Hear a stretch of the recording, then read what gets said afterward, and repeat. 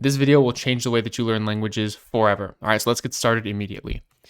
So optimizing definitions. This is the most important part of this entire video. I'm putting it right at the beginning, okay? So a core definition is basically the type of definition that encompasses every possible definition of the word. It's one unifying definition of that word, okay? This typically does not exist in dictionaries or Google Translate or anything like that, but AI can actually create this for you, and it allows you to get a very deep and nuanced understanding of the word. So in order to get AI to generate these core definitions for you, you have to explain to it what a core definition is because it doesn't actually understand this term. So go ahead and actually explain to it what this is. Tell it a core definition is a definition that encompasses all possible meanings of the word into one unifying meaning, okay? Once it understands what a core definition is, then you want to tell it to save what a core definition is to its memory and to remember to always give you a core definition whenever you ask for a definition of a word, unless you state otherwise, okay? And how you know that it actually saved this to memory is by going to Profile, Settings, Personalizations, Memory, and then Manage. And then you'll see a list of all your ChatGPT's memories, and it should be under there, okay? This is super important because you don't want it to give you vague definitions or one-off definitions. You really want to be utilizing this core definition concept. And so now I'm going to explain to you why core definitions are so valuable and why this is going to be an absolute game changer for you, okay? So think of the word run in English, right? The word run can mean many different things. And I bet if you look in the dictionary, it has maybe even dozens of definitions, right? So obviously there's to actually physically like run by moving your body. There's running water, running a program, etc. So to run can mean to sprint, to flow, or to operate, right? Many different definitions for that word. And so imagine an English learner trying to learn the word run, right? The first time they hear it, it's probably going to be in the context of somebody like sprinting or something like that, right? And then the next time they hear it, it's going to be like running water. And they're going to get a little bit confused potentially, right? Unless they've had a ton of input under their belt, they're not really going to be able to grasp that nuance. And so what's going to happen is that they're going to have to memorize two different definitions, which is literally double the work, right? And so what you do with a conceptual definition or a core definition is you have ChatGPT explain to you the meaning of all of these things at once. So what you're actually doing is you're front loading the work for an easier payoff in the future, right? So to run, this is a ChatGPT generated definition, by the way, of this word, to move or operate in a continuous flow or stretch, right? And so let's just say this word was in your target language, and so you're able to understand the English explanation. So if you're able to internalize and understand this core definition, then you actually get all three of these in one fell swoop, right? Which is super, super powerful. There's this word in Vietnamese, chịu, which means like to bear something, like to take the burden of something, right? And then it can also mean to agree, right? And it's very common for tutors and for many people that are teaching Vietnamese to say that, oh, chịu actually has two definitions or many different definitions, right?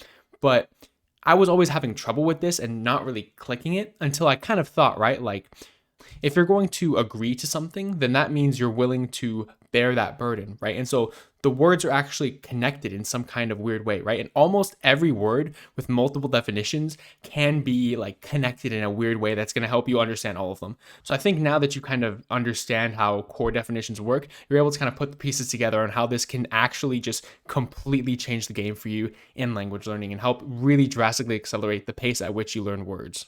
Next type of definition that we have is a dynamic monolingual definition. And basically what this means is you're generating a definition of a target language word in your target language. So instead of using an English definition, let's just say if you're learning Vietnamese like me, you're using a Vietnamese definition, right?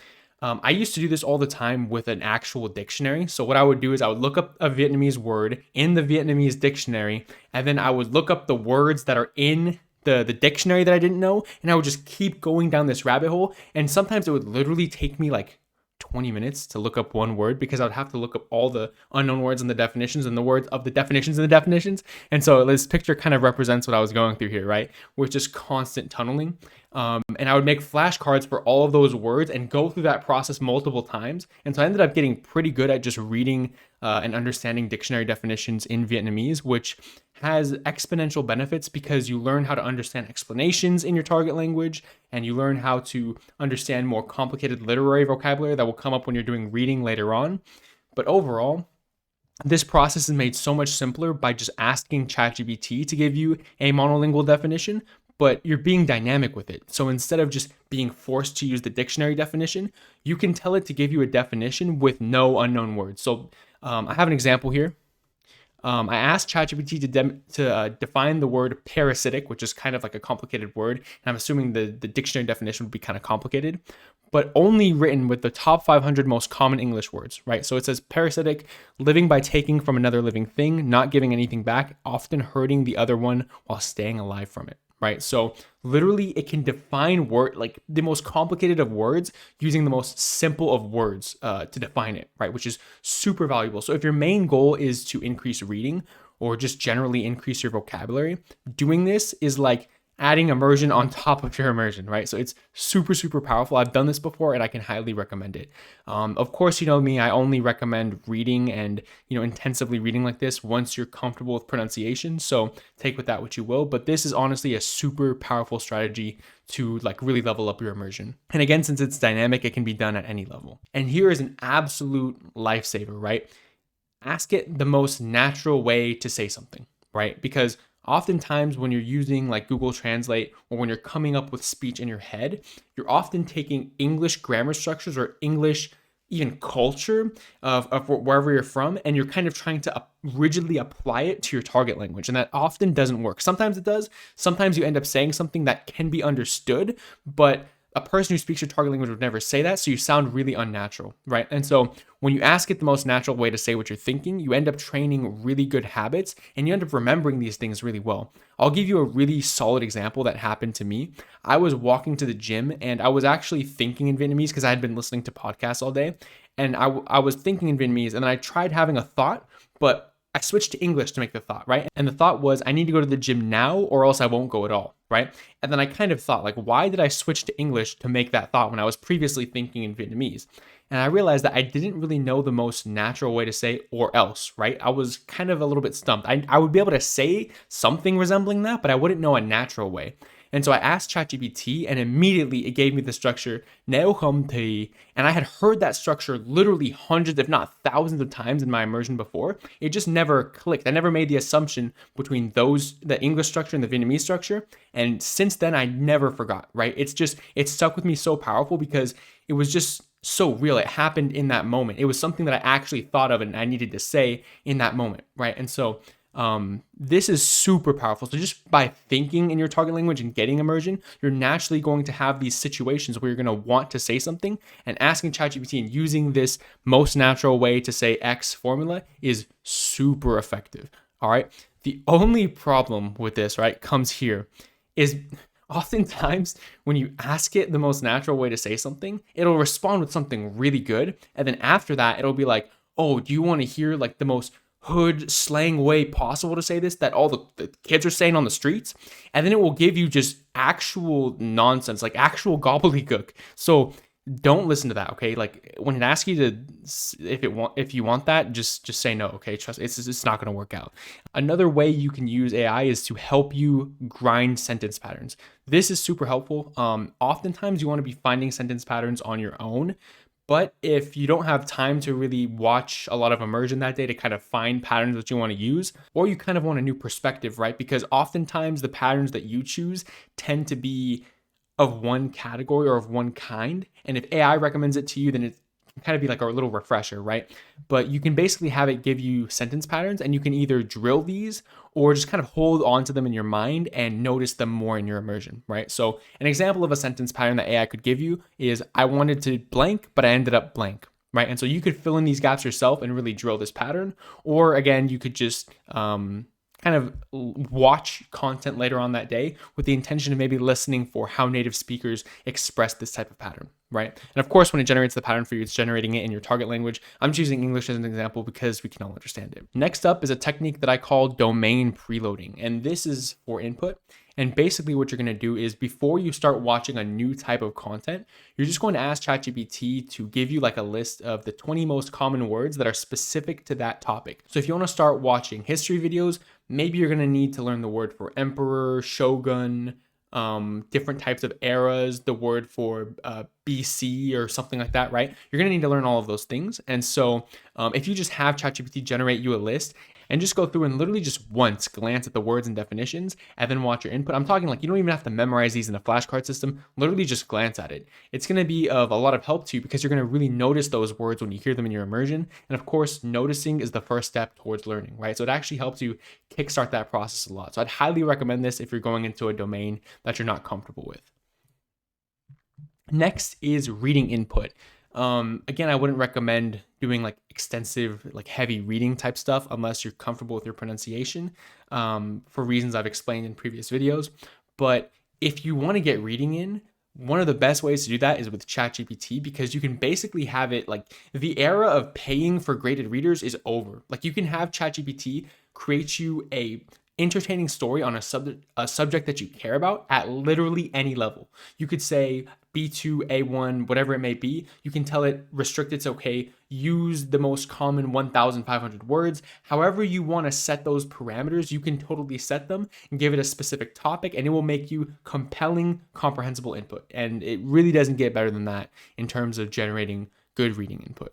And a really good way I've found to use ChatGPT to practice output is to give it tell it to give you speaking prompts for whatever level you're at. So whatever kind of framework that you want to use, if you're doing like HSK, N1, N2, like for Japanese and Chinese, or if you're just using the European framework, so A1, A2, however you measure your level, like whatever scale that you use, you can have it give you speaking prompts made for one level above that, right? That's what I like to do. And so I think that I'm probably high B1 level in Vietnamese. So I'll ask it to give me B2 speaking prompts, and I'll just get the prompt and I'll just start speaking, right? And I often find that using prompts is much better than just thinking of something on the fly, because when you think of something on the fly, you tend to think of things that you already know how to talk about. But when ChatGPT gives you a prompt, you can't really mentally prepare in any type of way. You just go, and it really helps you like get good at spontaneous conversation and things like that. This is a technique I've used before, but I don't think I've used it enough, honestly. And I think I need to use this more to continue to refine and get good at really using output. And another thing I just want to say here is that you can combine and stack these techniques, right? So I can have an output session, right? And then while I'm having my output session with the prompt, I realize that there's a concept I don't know how to say. So then I ask ChatGPT how to say it in a natural way. And then when it explains to me how to say it in a natural way, there's a word that I don't understand. And then I get the conceptual definition of that word and yada, yada, yada. So stacking these techniques can lead to super powerful results. And I'm actually going to make a video on this where I'm just stacking these techniques, and you could see just how staggering the progress I'm able to make is with this type of stuff. So that's going to be a cool video that I'm going to make. Last thing, just some random stuff. There's this technique I use. I like to call it sticky words. I guess I just kind of made that up. But basically, you don't want to overuse this one. All right, use it like once every couple weeks. Tell ChatGPT to teach you like a kind of rare word that's still like every native speaker should know. That's like the prompt that I use. I say, tell me a rare word that every native speaker would know, but a learner most likely wouldn't know. And explain the definition to me in such a way that it's just ridiculous. Like give me a ridiculous story. Tell me something crazy, right? And what it will do is it'll generate you this like really goofy, crazy prompt, and it'll define the word for you. And I find that with words like that, I just kind of remember them because it's just so like the stuff it says is usually really stupid, and it helps me remember it. So that's something you could do. But if you overuse something like this, then the outlandishness of the prompts is going to get kind of lost on you because you're going to get kind of used to it, right? So use this like once a month or something like that for kind of like a free vocab increase in a way.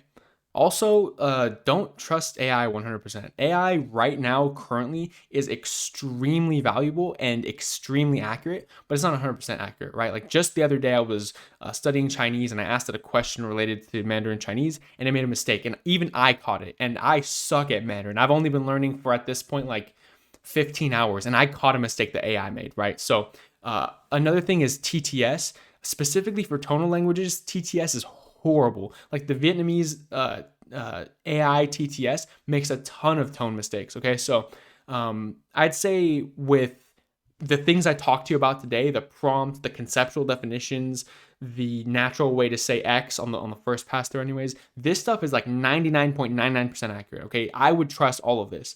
But when you venture beyond this stuff and when you really try to ask it like some vague questions, I don't know, I still think it's very accurate, but you might get like a 0.1% chance of error. So always have that in the back of your mind that, you know, anything can really change and be refined by input at the end of the day.